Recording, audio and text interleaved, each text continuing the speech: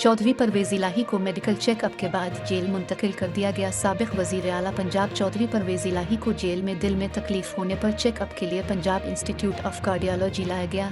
Checkup के बाद test बेहतर होने पर इनको वापस जेल मुंतकिल कर दिया गया। पीटीआई के मरकजी सदर चौधरी परवेज इलाही को लाहौर की कैंप जेल में अचानक दिल में तकलीफ महसूस हुई, जिस पर परवेज इलाही को जेल से पंजाब इंस्टीट्यूट ऑफ कार्डियोलॉजी अस्पताल लाया गया।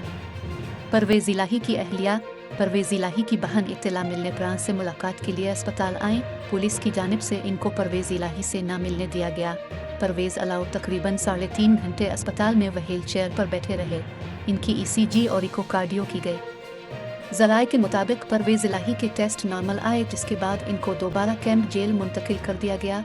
कायम मकाम DIG ऑपरेशन इमरान किशोर समेत दीगर अफसरान और पुलिस की भारी नफरी अस्पताल में मौजूद रही।